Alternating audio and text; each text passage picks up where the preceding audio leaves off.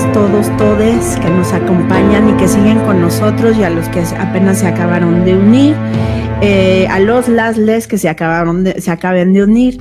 Estamos en Y tú también discriminas. El tema de hoy, discriminación y resiliencia, pero en esta segunda parte estamos tocando el tema de vulnerabilidad humana en las empresas, retos y soluciones.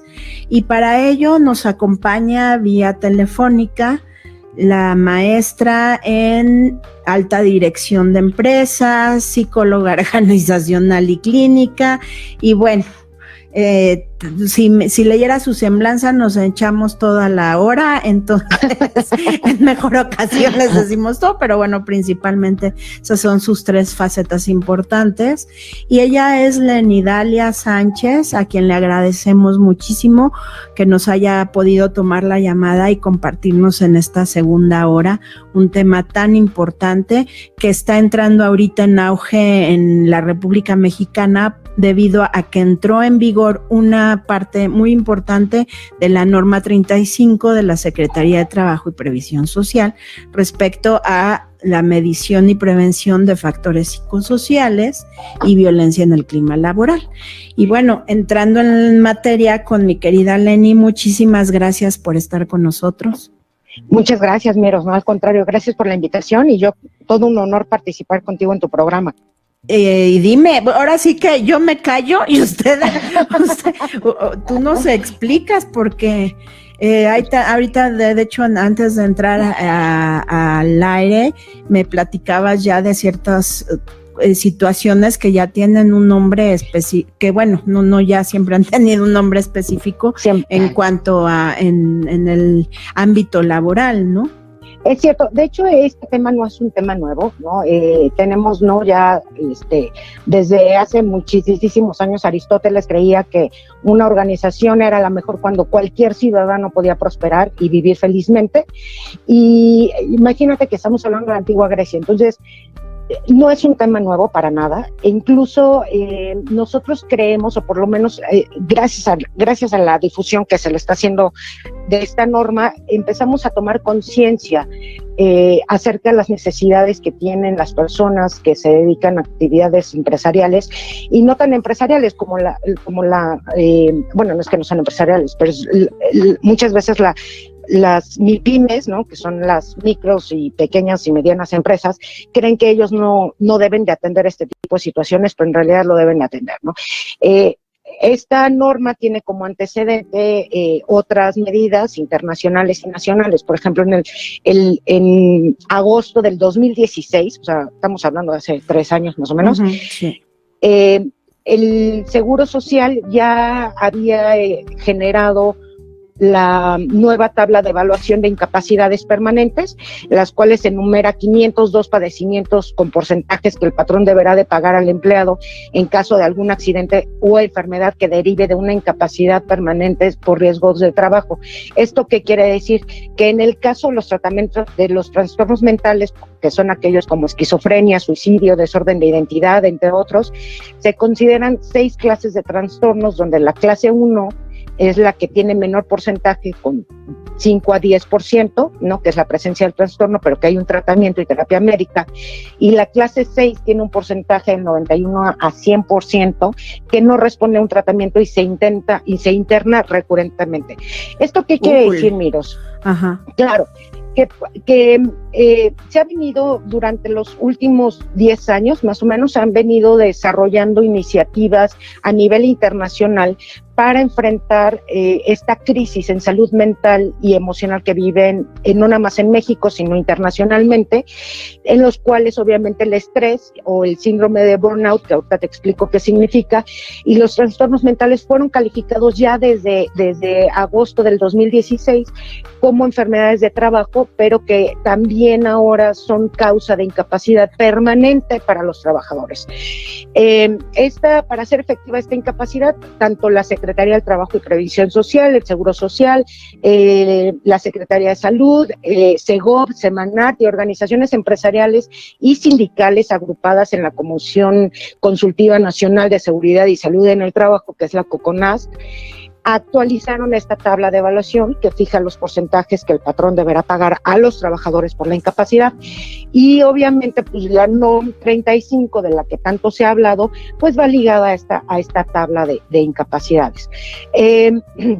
Como bien te decía, bueno, pues no es un tema nuevo, ¿no? Te decía que desde la antigua Grecia, Aristóteles pues habla del tema, ¿no? Y es importante mencionar que aunque se han venido desarrollando a nivel internacional, también en México, no tanto como en otras partes del mundo, pero se han venido desarrollando iniciativas para afrontar estas necesidades, ¿no? Porque es una necesidad, es una urgencia para enfrentar, ¿no? Y debido al mal manejo o a su omisión de hacerle frente a estas necesidades, pues ha conducido a serias consecuencias que impactan en la productividad y el bienestar, no nada más del colaborador, sino también en el clima organizacional, en costos ocultos para las empresas y también en costos no ocultos, ¿no? Como robos, etcétera, ¿no? Entonces, sumados afectan a los resultados financieros de la empresa. ¿Esto qué significa? Que si yo soy un director de empresa, o yo soy un empresario, o un microempresario, y creo que eso de atender el bienestar emocional o la salud emocional de los empleados es solamente para empresas grandes, para empresas pues que facturan dólares y muchísimo dinero, y yo pues como soy un pequeño empresario o un mediano empresario, pues no debo de enfocarme, no, pues les tenemos una noticia, ¿no? Sí afecta tu rendimiento en utilidades, ¿no? En utilidades para la empresa, por pequeñita que sea. Entonces, bueno, pues viendo que sí hay una afectación económica, porque a los mexicanos esa parte y a los empresarios. Es cuando sí volteamos a ver los problemas, ¿verdad? Exactamente, es cuando volteamos a ver los problemas y vemos la manera como los solucionamos. Cuando te decía que a nivel internacional se ha trabajado, bueno, tenemos que instituciones como la Organización de las Naciones Unidas y la Organización Internacional del Trabajo, pues han desarrollado medidas que guían y promueven en la práctica de la iniciativa privada conductas regidas en valores y derechos humanos. Por ejemplo, la Organización Mundial de la Salud hace hincapié en la necesidad que existe a nivel global para atender los temas relacionados en la salud mental. Hay una crisis, y ellos lo manifiestan como tal, ¿no? Como una crisis financiera a nivel mundial.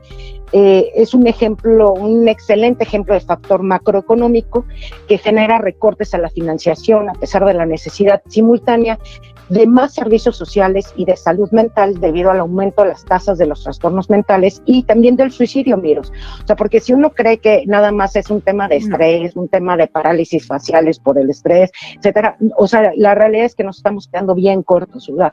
Estamos hablando de suicidio y en este programa no entraré en tema del suicidio porque además tengo datos súper interesantes para todos, pero vale la pena mencionar que también hay un tema real que es un suicidio ocasionado por las empresas, ¿no? Por las situaciones que se viven en las empresas. Sí, porque además luego el famoso mobbing no nada más es de la misma estructura, sino también se da a nivel horizontal, o sea, de unos a otros colaboradores. Ahí también entra la discriminación, por eso es un tema que estamos tratando aquí.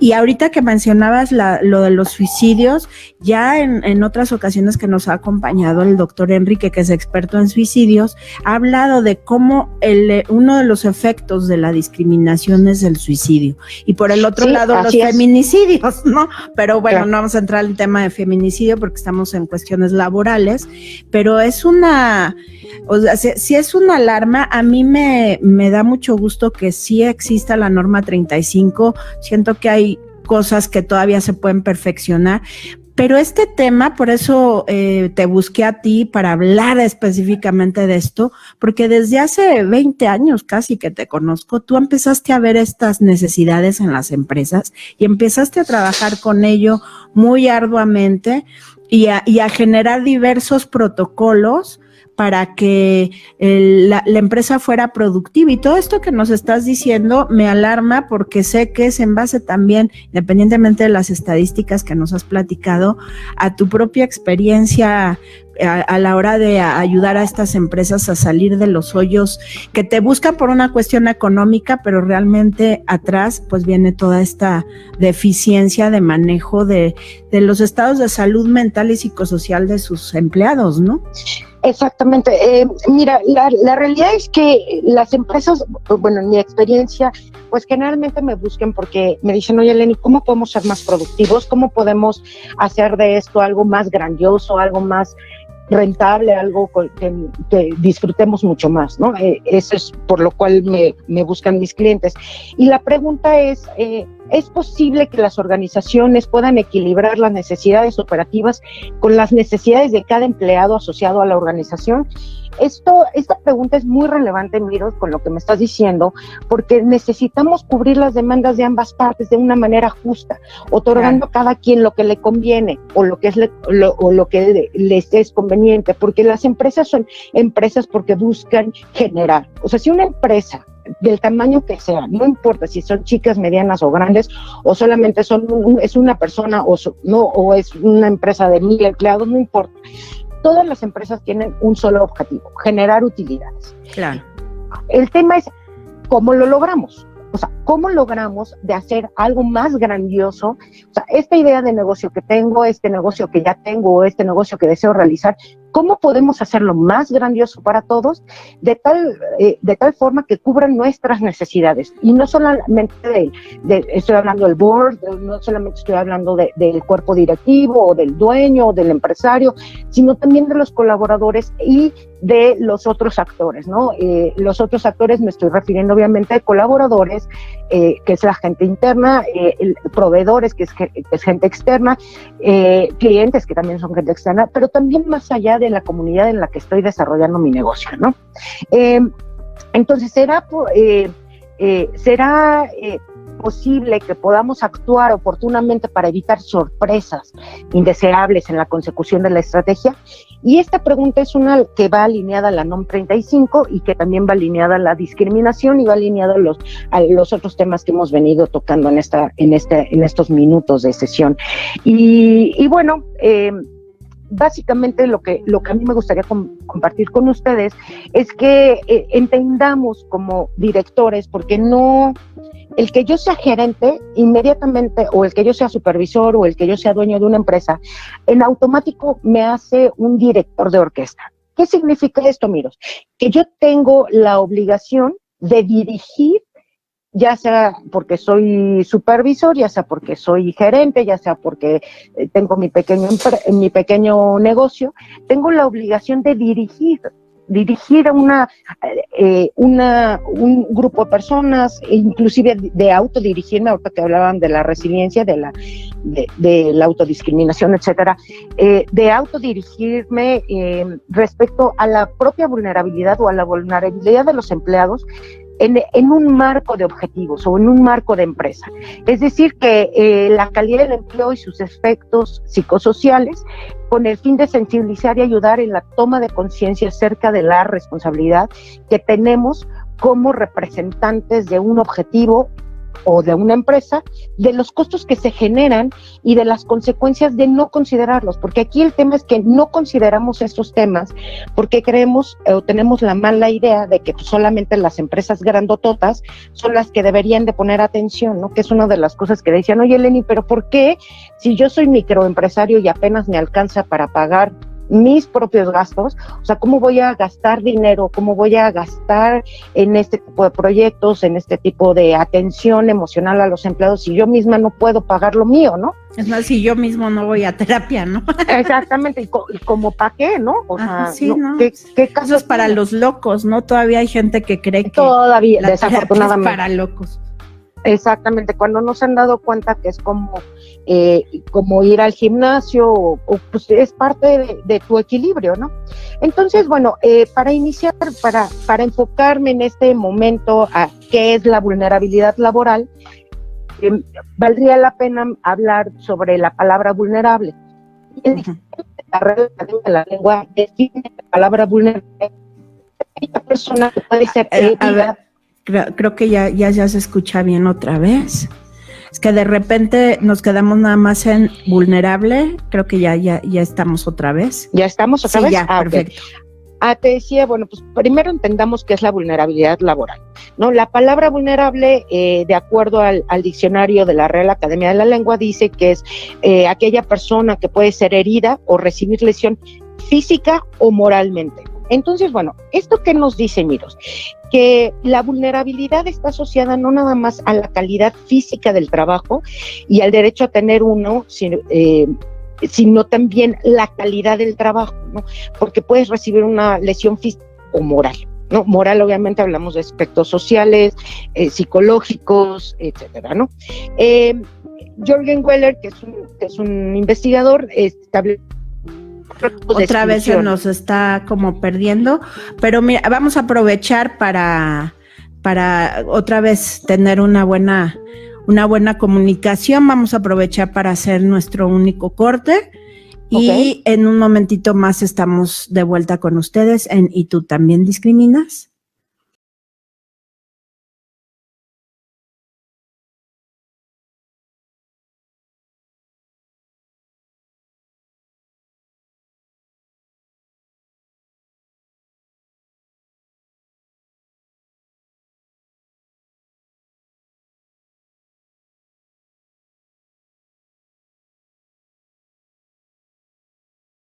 Estamos de vuelta en ¿Y tú también discriminas? Con el tema de vulnerabilidad en las empresas y de vulnerabilidad humana en las empresas con Lenny Sánchez, que es experta.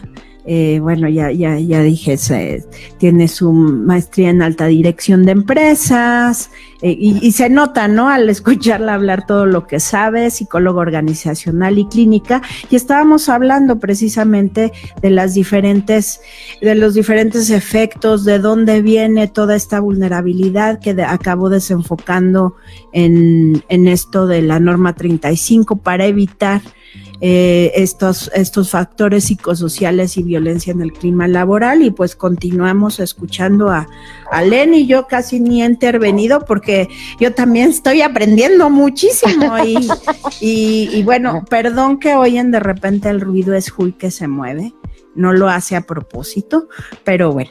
Entonces continuamos, te escuchamos, Lenny. Pues mira, estamos platicando de qué es la vulnerabilidad. O sea, para poder entender la NOM 35, primero tenemos que entender qué es la vulnerabilidad laboral y tenemos que entenderlo no desde una perspectiva de ligera, porque esto no es un tema ligero ni es un tema que podamos solucionar con un cursito. O sea, tenemos que trabajarla en serio, ¿no? Entonces, para empezar a entender el tema de la vulnerabilidad laboral, Weller, que es un investigador alemán, establece 4 tipos de exclusión, Miros. La primera es la inactividad voluntaria, que son aquellos que por razones fuera de su control no consiguen incorporarse a la población económicamente activa. El segundo es el desempleo abierto, que son aquellos que no logran conseguir un trabajo remunerado. El tercero es el empleo de sobrevivencia, que son aquellos que por necesidad aceptan un trabajo en malas condiciones y generalmente se da en pequeñas empresas o en el ámbito informal, ¿no? Económico. Y por último tenemos el empleo productivo, pero de mala calidad, que son aquellos empleos que no facilitan ni proporcionan las condiciones adecuadas para el desempeño de sus actividades y generalmente se dan en la mediana y en la grande industria. Por la naturaleza de esta entrevista, pues me voy a concentrar en abordar únicamente este último punto, que es el empleo productivo, pues de mala calidad, ¿no? Sí. Básicamente, bueno, pues que se han desarrollado índices que nos facilitan una lectura diagnóstica, que es lo primero que abarca la NOM 35. O sea, lo primero que necesitas es una lectura diagnóstica de cómo andas en tu empresa, ¿no? Entonces, para ello, bueno, está el índice de trabajo decente de la OIT, que mide el trabajo productivo en dimensiones relacionadas al pago justo, al derecho de los trabajadores y al acceso a la protección social y libertad de los empleados. Pero también, aunque no lo creas, Miros, en México, la Secretaría del Trabajo y Previsión Social desarrolló el índice de vulnerabilidad laboral, el IVL, el cual mide las condiciones de riesgo que vive una persona a causa de desventajas sociales, económicas, físicas y culturales que impiden o limitan su incorporación en el ámbito laboral, así como la posibilidad de contar con un empleo de buena calidad. Y fíjate, Miros, que de las 17 variables que mide este índice que desarrolla la Secretaría del Trabajo, destacan 5 que están alineadas al objeto de esta entrevista, que es la primera, que es la formación laboral, ¿no? Que son aquellos procesos de enseñanza y aprendizaje que se brinda para el desarrollo de los empleados, es decir, todos los procesos de capacitación al que como empleados tenemos derecho. O sea, si yo trabajo en una microempresa, también tengo derecho a que se me capaciten. Si yo soy un microempresario, muchas veces no tengo la capacidad de pagar cursos o de desembolsar dinero para pagar cursos, para tener a gente bien capacitada para atender al negocio.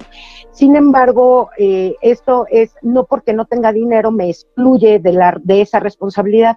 Y hay muchas opciones, Miros, muchas opciones que pueden ser desde el e-learning, o sea, la educación en línea, o pueden ser cursos que incluso la Secretaría del Trabajo y Previsión Social pone o facilita para estos microempresarios que tienen un costo irrisorio, que son costos muy, muy bajos o inclusive gratuitos, ¿no? Por ejemplo, un taller de discriminación, porque COPRED y CONAPRED dan talleres de discriminación, específicamente COPRED, y los da gratuitos, nada más hay que agendarlo. Eso podría ser una forma de entrar dentro de estas medidas. No sé, se me ocurrió ahorita, porque además lo hacen de una manera excelente, que realmente concientizan a la gente, a los que tomamos el taller, de cómo estamos discriminando en nuestro entorno laboral. Y no y no cuesta nada, hay que formarse para que haya fecha. Exactamente, entonces este es es lo que te decía, el que tengas el desconocimiento de que existen no te excluye o no te exime de la responsabilidad de hacer partícipe a tus empleados o incluso a ti mismo de este tipo de cursos y talleres. La segunda variable de la que me gustaría platicarte, que es una de las que mayor impacto tienen en México, es el abandono del trabajo, por motivos por los cuales un empleado abandona su empleo, como el deterioro de las condiciones de trabajo, el trabajo era riesgoso o insalubre, o porque hay una falta de oportunidad para superarse, o porque existe acoso, falta de respeto o conflictos con su jefe o su superior. Y es bien interesante porque no nos damos cuenta de que en México, digo, esto pasa todo el mundo, no nada más en México, pero es muy notorio cómo en México los empleados no abandonan una empresa, no abandonan un negocio, abandonan a su jefe inmediato. O sea, es impresionante. O sea, ¿se puede decir que son resilientes? No, al contrario. No necesariamente, no. No necesariamente, no. Lo hacen por supervivencia. O sea, ya después descubren que se vuelven en seres resilientes y lo trabajan. O sea, si salen del trabajo, o sea, lo que me estoy enfocando ahorita es el motivo por el cual el empleado decide dejar un trabajo, y la mayoría de los casos muy altos es porque su jefe inmediato o su grupo de trabajo están aplicando en ellos algún tipo de discriminación o de violencia, y eso los posiciona en un estado de vulnerabilidad, ¿no? Es a lo que me estoy refiriendo. Okay.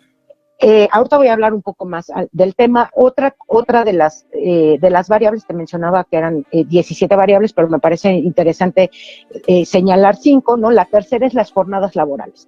En México todavía tenemos la creencia de que pues, el empleado pues, tiene que trabajar más de las 8 horas que dice la Ley Federal del Trabajo, y mientras más horas trabajes, tienes más puesta la camiseta, eres más productivo.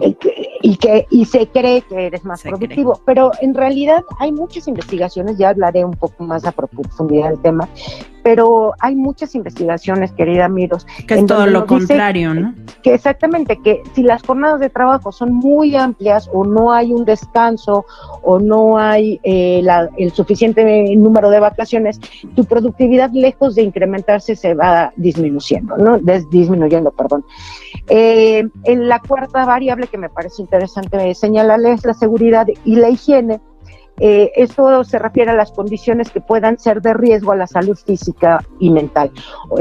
Por ejemplo, en una obra de construcción, por ejemplo, pues que no cuenten con las medidas de seguridad o o que, por ejemplo, pues no tengas medidas de seguridad de antirrobo, etcétera, dentro de las empresas, etcétera. Entonces, bueno, esa es la cuarta variable, y la quinta variable es el acoso, ¿no? Que son aquellas circunstancias específicamente de discriminación, violencia u acoso que lo obligaron a dejar su empleo. Y me gustaría ahondar un poco más en esta última variable, si te parece bien. Sí. Pero antes de entrar en ello, pues veamos, ¿no? Ya hay resultados, ¿no? Sé que los resultados están viejos, ¿no? Que son del 2008, pero ya hay resultados o sea, ya hay mediciones que arrojaron que de los 19, de los 32 estados del país, 19 caen entre los rangos de muy alta vulnerabilidad y media vulnerabilidad. O sea, estamos hablando de, o sea, imagínate, esto encuadra el enorme reto que tenemos los empresarios y directores, que tenemos que solucionar, a la necesidad de poner atención para desarrollar ambientes que propicien el bienestar y la calidad de vida de la clase trabajadora del país, y sobre todo que no debemos de dejar, ¿no? De mirar la manera de erradicar la vulnerabilidad laboral en todo el país. Y fíjate que es bien interesante que la entidad federativa con mayor vulnerabilidad laboral, de muy alta, es Guanajuato. Con alta vulnerabilidad tenemos Tlaxcala, Guerrero, Puebla, Oaxaca, Tabasco. Media vulnerabilidad tenemos a Chiapas, tenemos a Morelos, a Michoacán, Zacatecas, Veracruz, la Ciudad de México, Nayarit, Aguascalientes, Hidalgo, Yucatán, Coahuila, San Luis Potosí, Jalisco. ¿Esto de qué nos habla, Miros? Nos habla de que la mayor fuente de riqueza o de generación de riqueza, que es la Ciudad de México o la mayoría de la ciudad, está normalizada la vulnerabilidad. Es normal vivir en esas condiciones, vivir en condiciones precarias de trabajo, donde el acoso es el pan nuestro de cada día. O sea, está normalizada. Esto nos habla de una normalización de la vulnerabilidad. O sea, no puede ser que 19 de 32 entidades caen entre rangos de muy alta vulnerabilidad y media vulnerabilidad. Y muy baja vulnerabilidad, desafortunadamente, solamente tenemos 3 entidades, Miros, que es Chihuahua, Baja California Norte y Baja California Sur. De ahí en fuera, todos tenemos algún tipo, todos los demás tenemos una vulnerabilidad que hay que atender. Esta información, por supuesto, que la pueden encontrar en la Subsecretaría de Desarrollo Humano para el Trabajo Productivo. Es un documento que generó la Secretaría del Trabajo y Previsión Social, o sea, está documentado, ¿no? Y si te parece bien, me gustaría hablar exactamente de la violencia en el trabajo, antes de hablar de la discriminación, o prefieres que hablemos de la discriminación y después en otro momento de la violencia. Me gustaría un poquito más ligarlo ya hacia discriminación, porque sí quiero que tengamos uno o los programas que sean necesarios para seguir hablando de este tema, porque sí le veo una gran relevancia directamente relacionada con la discriminación, y además algo que muchos de nuestros videntes o escuchas se van a sentir totalmente identificados. Exactamente. Bueno, pues me voy a enfocar ahorita al tema de la discriminación, y mira, en ese aspecto te puedo platicar, ¿no?, que la violencia puede ocurrir tanto en el ámbito privado como en el público, y esto obedece a las condiciones de vulnerabilidad. Por lo que como lo decía el doctor en el sector anterior, en el segmento anterior, pues que no es de extrañar que las mujeres que ocupan posiciones laborales subordinadas y en espacio de mayor precariedad, en cuanto a las condiciones de empleo y de trabajo, sean las más perjudicadas, ¿no? Por ejemplo, en los últimos años, el deterioro de las condiciones del empleo y del trabajo, pues ha generado una mayor vulnerabilidad de trabajadores, también de ambos sexos, pero sobre todo a las trabajadoras. La victimización en el trabajo puede ocurrir en ambos sexos, te repito, pero se ha observado una mayor incidencia en las mujeres. Sobre todo en las embarazadas, ¿no? Pues a todas, ¿no? Debido a una transferencia a las relaciones sociales de sexo, que es lo que estamos platicando, o de género, desiguales en el medio laboral, ¿no? Por ejemplo, de acuerdo a la encuesta nacional sobre la dinámica de las relaciones en los hogares, que es la ENIDER, de un total de 24.566 millones de mujeres, entre 15 años y más en el ámbito nacional, el 25% indicaron algún tipo de violencia en sus centros de trabajo. O sea, imagínate qué alto. Y además son las que reportadas, porque sí, o sea, tenemos que pensar en las que no se dicen por varias razones. Que son la mayoría, exactamente, que son la mayoría. También el 22.6% reportó sufrir violencia de un colega o de un superior en su ámbito laboral, y de estas 91.3%, ojo, 91.3% fueron víctimas de discriminación y 19.3% de acoso. Es decir, el 52%, sí, claro, o sea, el 52.5% de los agresores fueron los patrones o jefes inmediatos y el 58.8% compañeros de trabajo. Esto sí, lo de los jefes es lógico por la cuestión del poder, ¿no? Ejercen a través de su estatus de poder, pues aprovechan para, ¿no? Exactamente, y de lo que mencionabas al principio de la entrevista. Del mobbing horizontal, ¿no? Que es el 58.8% de los compañeros del trabajo. Mobbing, perdón que te interrumpa nada más porque hace rato dije mobbing y no todo el mundo sabe lo que es mobbing. Mobbing es lo que se le llama bullying laboral. Sí, exactamente, pero ya hablaremos, yo creo, porque... También hay que hablar de ese tema, qué barbaridad. Es un tema súper largo y súper profundo que con mucho gusto en otra ocasión lo hablamos, pero claro. Pues ahorita pues creo que vale la pena resaltar o enmarcar estas estadísticas que nos estás compartiendo. Esta información, que son datos duros, que no es algo que no es algo nuevo, que es algo que se viene trabajando desde hace muchísimo tiempo, pero bueno. También lo que decías, que al 56.5% de las mujeres ocupadas sufren discriminación de su trabajo, les pagan menos que a un hombre por realizar la misma actividad. Y el 28%, exactamente, y el techo de cristal es que no te permiten crecer más allá de cierto elemento, ¿no? Pero a lo que me estoy refiriendo es que por la misma actividad laboral, exactamente la misma. La inequidad y desigualdad, ¿no? Exactamente, el 56% recibe menos dinero que un hombre por realizar exactamente la misma actividad. Y también el 28% reciben menos prestaciones con el mismo nivel opuesto.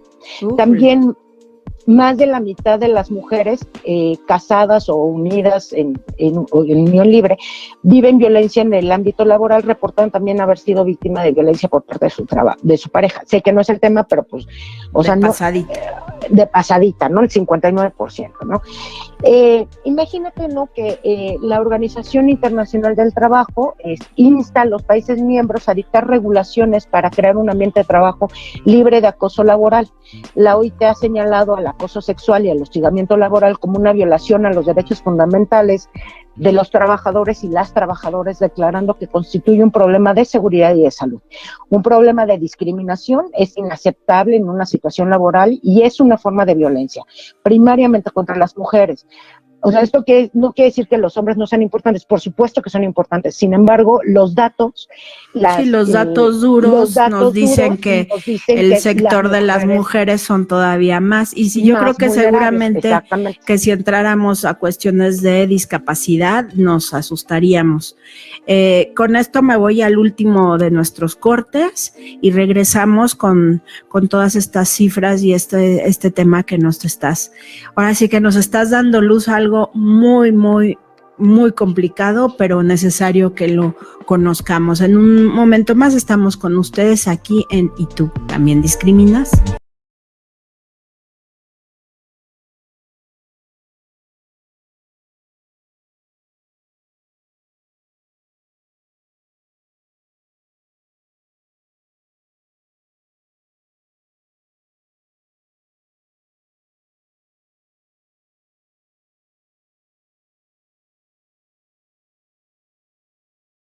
Amigas, amigos, amigues, seguimos tristemente en nuestro último bloque de este programa que empezó como discriminación y resiliencia y posteriormente empezamos a abordar el tema de vulnerabilidad humana en las empresas y relacionándolo un poco con la norma 35. Y ahorita justo antes de entrar al aire me decía Lenny de que, bueno, esta es una norma, pero, y pues sí, esperemos que sirva para mucho, para empezar a erradicar malas pues malas prácticas y malos manejos de personal, sobre todo que ocasionen situaciones psicosociales, principalmente la depresión y la ansiedad que viene también del estrés. Pero me platicabas que esto pues es mucho más profundo, ¿no? Claro, lo que pasa es que nosotros nada más, bueno, ahorita lo que está de moda es la NOM 35. Sí, claro. Sin embargo, pues la Constitución Política de los Estados Unidos Mexicanos, en el artículo 123, pues, señala que toda persona tiene derecho al trabajo digno y socialmente útil, al efecto que se promoverá la creación de empleos y la organización social para el trabajo conforme a la ley. Y bueno, por su parte, la Ley Federal del Trabajo se establece en el artículo 3 que el trabajo es un derecho y un deber social. No es un artículo de comercio, exige respeto para las libertades y la dignidad de quien lo presta y debe efectuarse en condiciones que aseguren la vida, la salud y un nivel económico decoroso para el trabajador y su familia. Y hay consecuencias, el tema es que hay consecuencias de no seguirlo. En el artículo 51 te hablaba pues de las consecuencias inherentes de afectación patrimonial a la parte a la parte patronal, pero también hablábamos que pues si ya estás por outsourcing, es decir, que no estás contratado directamente por la empresa, los artículos 1935 y 1936 del Código Civil Federal señalan que los patrones son responsables de los accidentes del trabajo y de las enfermedades profesionales de los trabajadores sufridas con motivo o en el ejercicio de la profesión del trabajo. Por tanto, pues los patrones deben de pagar la indemnización correspondiente según hayan traído como consecuencia la muerte o simplemente la incapacidad temporal o permanente para trabajar. Esta responsabilidad subsistirá aún el caso que el patrón contrate el trabajo por intermediario. ¿Esto qué significa? Miros, que si tú estás contratado por outsourcing, o sea, no directamente, pero trabajas en una empresa, también como patrón eres responsable ante las enfermedades profesionales o no profesionales y según la ley incumbe a los patrones pues el pago de esa responsabilidad, ¿no? Punto. O sea, sean tus empleados directos o no. Entonces, y también, bueno, está la Ley Federal para prevenir y eliminar la discriminación. Claro, que viene del artículo 1 de la Constitución. Donde, bueno, pues consideran como conducta discriminatoria, entre otras, establecer diferencias en la remuneración, las prestaciones, las condiciones laborales de trabajos iguales. De hecho, COPRED, que es el Consejo para Prevenir y Eliminar la Discriminación en la Ciudad de México, más del 80%, porque aquí estuvo el director del área de quejas, que tiene otro nombre esa área, pero bueno, COPRED, que es el local, más del 80% de sus quejas de discriminación fue por despidos injustificados de mujeres embarazadas.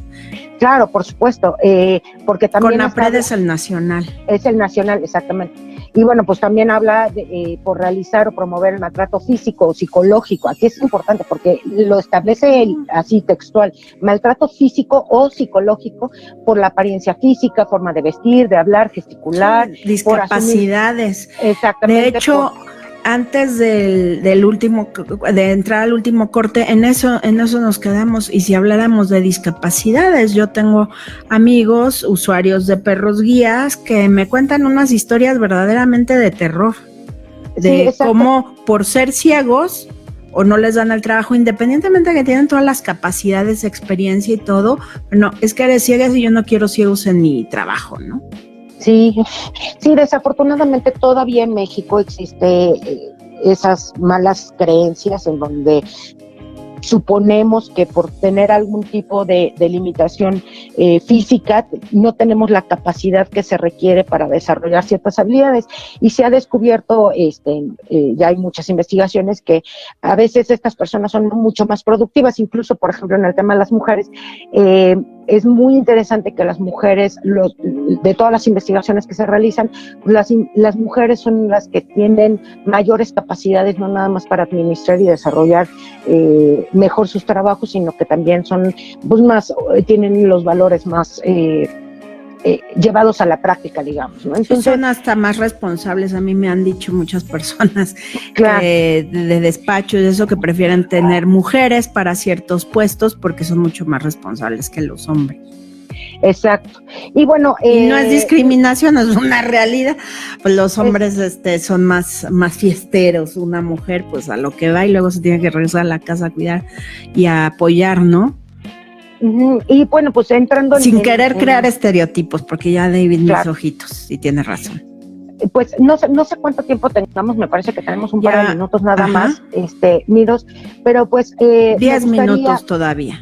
10 minutos, pues nos da tiempo de introducirnos al tema histórico del mobbing o el acoso psicológico laboral, porque lo que realmente significa en español mobbing, o el término de mobbing en español, es acoso psicológico laboral. Por ejemplo, en 1990 Lehman, que es una de los investigadores icónicos dentro de este tema, durante un congreso de seguridad, higiene y seguridad en el trabajo, definió el mobbing como una situación en la que una persona ejerce una violencia psicológica extrema de forma sistemática y recurrente durante un tiempo prolongado sobre otra persona o personas en el lugar de trabajo, con la finalidad de destruir las redes de comunicación de la víctima o víctimas, destruir su reputación, perturbar el ejercicio de sus labores y lograr que finalmente esa persona o personas acaben abandonando el lugar de trabajo. Me pareció interesante compartir con ustedes la definición que establece Lehman, fíjate, en 1990, o sea, estamos hablando de 20 años de que se está tratando de erradicar este tipo de problemas, pero bueno, me parece interesante mencionar esta definición, porque es una práctica que en México durante muchos años, y que todavía sigue vigente, utilizan en los ambientes laborales para cansar al trabajador y que finalmente termine renunciando para no liquidarlo. Para no liquidarlo. Y es una práctica bien común, pero tiene un chorro de efectos colaterales, no nada más para el trabajador, sino también para la empresa. Pero en otra ocasión, bueno, pues hablaré más de estas consecuencias. También me gustaría compartirte que para Stale, para otro investigador que se llama Stale Earnersen, el mobbing ocurre cuando alguien de modo persistente, durante cierto periodo de tiempo, es objeto de comportamientos denominados negativos por parte de otro, en una situación por donde diferentes razones puede tener dificultades para defenderse por sí mismo, que aquí es donde entra el tema del acoso psicológico laboral, específicamente en el ámbito discriminatorio. Ok. Oye, me gustaría, sí, pero me gustaría, ahorita que tocas este tema, me gustaría preguntarte si hay manera, desde el punto de vista o desde la práctica de la psicología, de realmente hay mediciones que arrojen este tipo de situaciones, porque pues sí, puede ser uno víctima de este tipo de acosos, pero ¿cómo lo mides? Porque nos ha pasado en cuestión penal, por ejemplo, amenazas, pues sí me causa un estrés, inclusive después hasta estrés postraumático, no de inmediato, sino después vas, denuncias, y a la hora de que vas con los peritos de psicología, resulta que, pues como no te estás casi suicidando, entonces no aplica la amenaza. ¿Qué pasa y qué va a pasar más bien en este caso con pues mira, lo laboral? Hay muchos instrumentos. De hecho, a nivel penal, el tema es que yo no soy abogada, reitero, ¿no? Pero tengo entendido que es la parte que tiene mayor fuerza, que es la parte de la evaluación psicológica a nivel penal. Seguramente un abogado penalista nos pudiera asesorar al respecto. Sin embargo, tengo entendido que sí, y efectivamente hay muchos instrumentos, Miros, que se pueden aplicar dentro de las organizaciones y también para peritaje, ¿no? Con objeto de peritaje, para medir el nivel, si hay o no una consecuencia derivada de un mobbing o de un acoso laboral o psicológico, donde se miden diferentes elementos. Y sí, efectivamente, sí hay muchos instrumentos y también hay muchas investigaciones que lo han medido a nivel nacional e internacional. Algunos de los datos que me parece relevante mencionarte para que vayamos encuadrando el tamaño del problema, pues tenemos, ¿no? Por ejemplo, la encuesta de la Fundación Europea para la Mejora de las Condiciones de Vida y Trabajo, establecen que el 9% de los empleados de la Unión Europea, es decir, unas 12 millones de personas, afirman haber sido víctimas de acoso psicológico en el acoso al trabajo. O, por ejemplo, Finlandia, ¿no? Finlandia, con varios investigadores, hicieron un estudio en el que pusieron de manifiesto que el 40% de los trabajadores perseguidos se consideraban sometidos a un estrés intenso o muy intenso. El 49% experimentaban un agotamiento inhabitual en su ocupación y más del 30% sentían a menudo o constantemente nervioso. En España también tengo pero esto antes de que comentaras España, estabas hablando de Finlandia, estamos hablando de Escandinavia, ¿sí? Que es de los lugares de donde mejor calidad de vida hay en el mundo. Entonces, si están ahí, ¿cómo estaremos acá? ¡Qué susto! Justo a ese punto quería llegar, mire. O sea, si países como Finlandia y Escandinavia, tienen este tipo de problemas, por ejemplo, para que nos demos cuenta de la escalada, por ejemplo, Reino Unido, ¿no? En Reino Unido determinan que el 53% de los trabajadores han sido víctimas de amedrentamiento y persecución en el trabajo, y fíjate esto, el 78% ha presenciado comportamientos de tal índole. ¿Esto qué significa? Que si vamos como midiendo de acuerdo a la calidad de vida y de trabajo, tienen estas cifras, también va escalando la calidad de vida en el trabajo en México, ¿no? Entonces, en México no tenemos cifras tan específicas, ¿no? Porque somos un poco más reacios a compartir la información y además no estamos obligados legalmente a compartir la información. Entonces, pero, por ejemplo, en Canadá, ¿no? O en España, ¿qué quieres? ¿Canadá o en España? Canadá. Mira, en Canadá, la investigación realizada por la Central de Sindicatos de Quebec demuestra que 1 de cada 3 empleados, fíjate, 1 de cada 3 empleados es afectado por el móvil. Ángelo Suárez, del Departamento de la Organización de Recursos Humanos de la Escuela de Gestión de la UCA AM, revela que el 11% de los encuestados dice vivir actualmente en móvil. Un 18% lo ha vivido durante los 12 últimos meses, elevándose a un 26% lo que padecen desde hace más de 5 años y un 6% que solamente son testigos.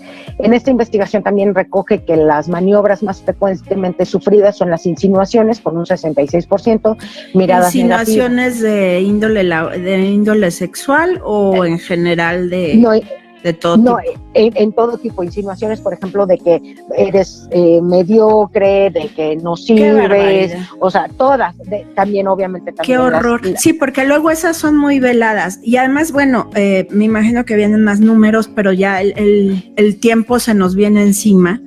Pero nada más quiero dejar esta idea de si eso pasa en Canadá, que hay regulaciones, se respetan las reglas y dentro de lo de Norteamérica es mejor Canadá en estos ámbitos laborales que inclusive Estados Unidos, pues ¿qué podemos esperar en México, no? Entonces, qué bueno que exista la norma 35, aunque no va tal vez a resolver las cosas de raíz, pero sí va a aportar mucho y próximamente vamos a ponernos de acuerdo con Lenny para seguir abordando estos temas tan interesantes que van directamente relacionados con la discriminación, porque también hay, de todo lo que nos platicabas, nos vamos dando cuenta que hay una normalización de la violencia, de la discriminación, del acoso en los ámbitos laborales impresionante y pues que hay que seguirlos abordando para que también como víctimas nos demos cuenta que estamos siendo víctimas y como victimarios que dejemos de ser victimarios, porque gracias a la norma 35 inclusive pueden hacerse acreedores a multas fuertes, ¿no? Entonces, claro. Y que sepan que es para todos, hasta para empresas, microempresas, consultorios, escuelas, en fin, que tengan hasta menos de 15 personas laborando, también entran dentro de la norma 35. Y me gustaría mucho, Lenny, que nos dieras tu contacto para las personas que quieran consultarte precisamente para ir previniendo estas situaciones. Pues mira, te dejo mi correo, es Lenny, L-E-N-I latina, Sánchez G de gato, @me.com. Ok, Lenny Sánchez G de gato, @me.com. Y bueno, me es mucho más sencillo por correo. Resolviendo. Y además, sí, ya saben. Con las personas. Claro que sí. Y ya saben que si quieren seguir escuchando a Lenny, la tendremos muy pronto otra vez aquí en otro programa de Y tú también discriminas, pero y bueno, pues muchísimas gracias, querida Lenny. Qué lástima que se nos vino el tiempo encima porque estaba yo feliz escuchando, pero ya tendremos oportunidad de alargar este tema y de resolver todas las dudas. Sí, no, tenemos muchísimas cosas por las cuales platicar, y pues me gustaría, si me lo permites, Miroslava, terminar parafraseando a Lynn Olsen de la OIT, que dice que nadie sabe los costos reales de la violencia vinculada al trabajo, y lo más importante es que una vida devastada no tiene precio, pero tanto a los trabajadores como a los empleadores y a la sociedad en general nos conviene reducir la violencia en el trabajo porque podrían beneficiarnos mucho de ello. Sobre todo que van a, que no se asusten con la norma 35, mejor que la apliquen, que eviten multas, porque además de pasadita, van a generar más productividad y eso significa más lana. O sea, que tal vez inviertan en gente especializada como tú, pero ello a la postre les va a dar muchas más ganancias que finalmente, como lo dijiste en un inicio de tu participación, es lo que buscan las empresas. Muchísimas gracias, Lenny, y muchísimas gracias a todas, todos ustedes que estuvieron con nosotros y los que posteriormente nos vean o no nos escuchen. Estamos aquí en Y tú también discriminas, construyendo un mundo libre de discriminación. Muchas gracias.